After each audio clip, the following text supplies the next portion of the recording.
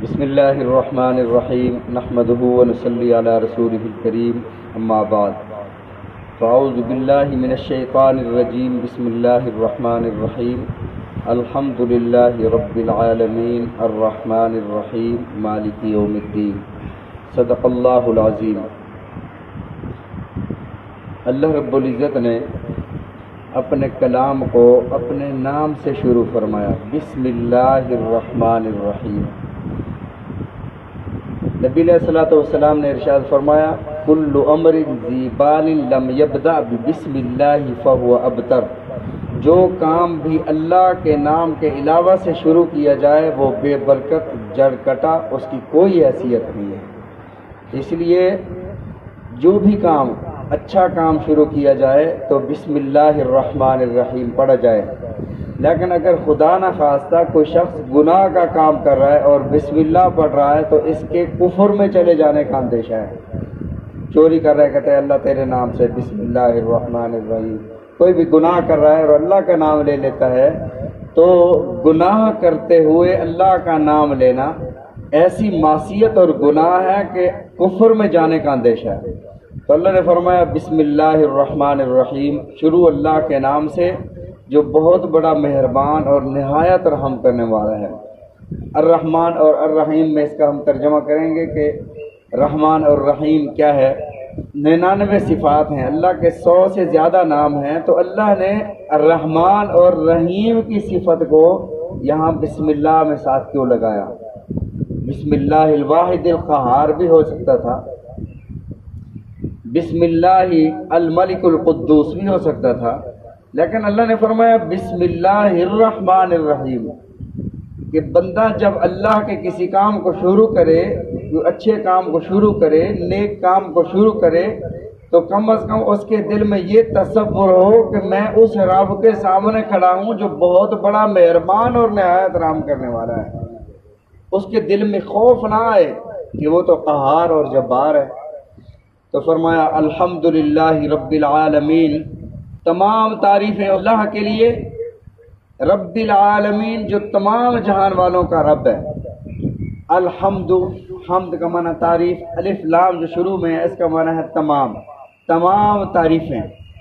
اب ہم اپنے بچوں کی بھی تعریف کرتے ہیں، شاگرد اپنے استاد کی تعریف کرتا ہے، چھوٹا بڑے کی تعریف کرتا ہے، ہم خوبصورت لوگوں کی تعریف کرتے ہیں، کسی کی قابلیت پر ہم اس کی تعریف کرتے ہیں، کوئی عمارت خوبصورت ہم اس کی تعریف کرتے ہیں۔ تو تعریفیں تو ہم مخلوق کی بھی کرتے ہیں، تو تمام تعریفوں کا کیا مطلب ہوا پھر کہ تمام تعریفیں اللہ کے لیے ہیں۔ تو مفسرین اور محدثین کرام رحمہم اللہ نے اس کا یہ جواب ارشاد فرمایا کہ جس طرح عمارت کی تعریف کرنا حقیقت میں بنانے والے کی تعریف کرنا ہوتا ہے کہ بہت خوبصورت بنوائی ہے، یہ نہیں ہے کہ بذات خود ان اینٹوں کی تعریف ہوتی ہے۔ اسی طرح آپ دنیا میں کسی بھی چیز کی تعریف کرو گے، لوٹ کر وہ تعریف اللہ کی طرف جائے گی۔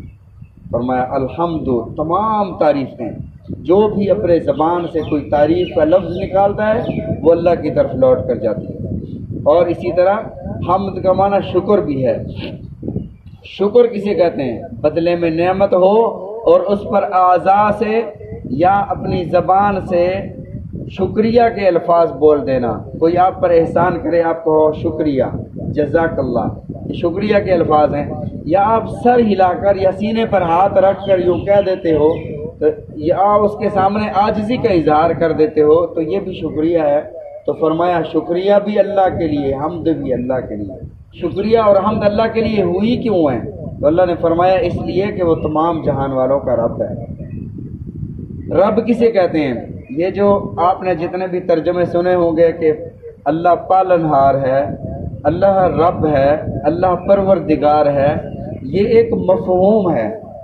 پروردگار پالنے والا، پالنہار، پروردگار، تو یہ مفہوم ہے۔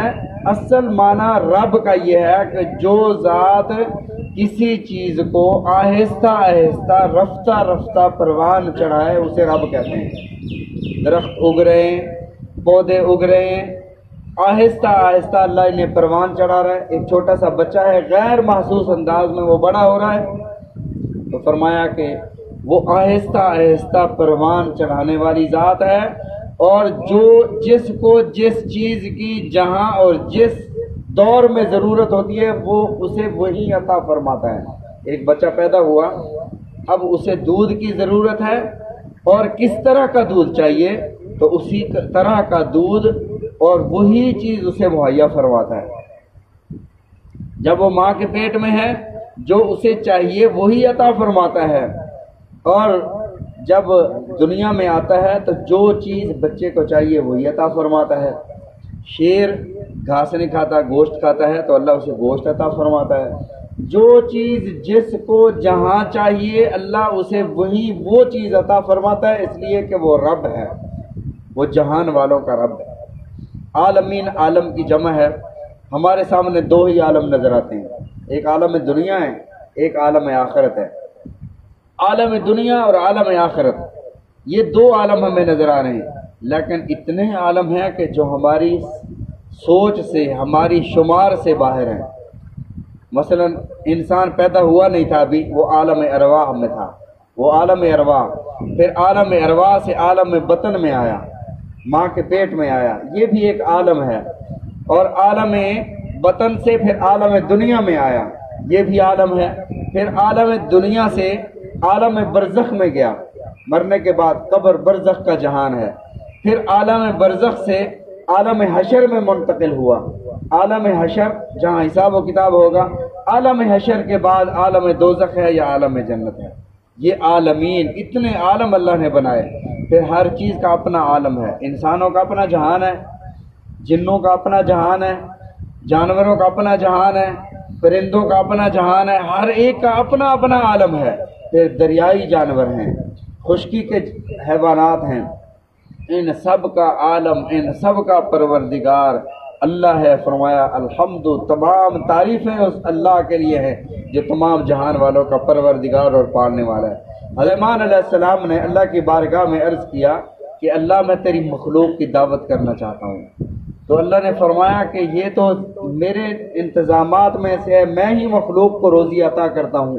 عرض کیا یا اللہ تو نے مجھے عطا کیا ہے تو میں دعوت کروں گا۔ اللہ نے اجازت عطا فرما دی۔ حضرت سلیمان علیہ السلام نے جنوں کو حکم دیا کھانا تیار کرو، کھانا تیار ہو کر جمع ہوتا رہا، ٹھنڈی ہواؤں کو حکم دیا کہ کھانے کے اوپر رہو اور کھانے کو خراب نہیں ہونے دینا۔ کئی مہینے کھانا پکتا رہا اور پہاڑوں جیسے انبار لگ گئے، اور یہ صرف کھانا پکتا نہیں رہا، کھانا جمع بھی ہوتا رہا، کیونکہ ساری مخلوق پکا ہوا کھانا تو نہیں کھاتی، تو جمع بھی ہوتا رہا۔ اور کام کرنے والے جنات تھے، جنات کام ایسے کرتے ہیں جیسے آنکھ جھپکنا۔ حضرت سلیمان علیہ السلام نے فرمایا تھا کہ بلقیس کا تخت لے آؤ، تو جن نے کہا تھا کہ انا آتی کا بھی قبل ان یرتد الیک طرفک، آنکھ جھپکنے سے پہلے وہ میں لا دوں گا، یعنی ایسے کام کرتے ہیں، آنکھ جھپکتے ہی وہ چیز مہیا، وہ چیز میسر۔ تو انہوں نے کھانا بنانا، کھانا تیار کرنا، کھانا جمع کرنا شروع کر دیا۔ جب کھانا جمع ہو گیا تو اللہ سے عرض کی کہ اللہ اپنی مخلوقات کو بھیج دے، تو اللہ نے ایک مچھلی کو بھیجا، مچھلی نے آ کر وہ سارا کا سارا ایک ہی لقمے میں کھانا کھا لیا جو کئی مہینے سے بنا ہوا تھا، اور مچھلی کہنے لگی میرا رب اسی طرح کے 3 لقمے مجھے روزانہ کھلاتا ہے، آج مجھے ایک ملا اور میں بھوکی رہ گئی۔ تو حضرت سلیمان علیہ السلام اللہ کی بارگاہ میں سجدے میں چلے گئے، اللہ تو ہی رزق عطا فرما سکتا ہے، ہمارے بس میں نہیں ہے۔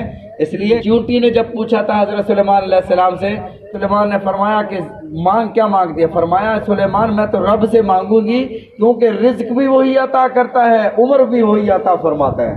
اگر تو کچھ دینا چاہتا ہے تو زد فی رزقی و عمری، میرے رزق میں اور میری عمر میں اضافہ کر دے۔ حضرت سلیمان علیہ السلام نے فرمایا تو اللہ کے پاس ہے، اس لیے اللہ نے رزق اپنے ہاتھ میں رکھا ہے۔ اگر کسی مخلوق کے ہاتھ میں رزق ہوتا تو کوئی کسی کو گھونٹ پانی یا ایک لقمہ کھانے کو نہ ملتا، مخلوق کے ہاتھ میں اگر رزق ہوتا، رزق اللہ نے اپنے ہاتھ میں رکھا ہے۔ اللہ تعالی ہم سب کو سمجھنے کی توفیق عطا فرمائے، رسول اللہ صلی اللہ علیہ وسلم کے فرامین سمجھنے کی، عمل کرنے کی توفیق عطا فرمائے۔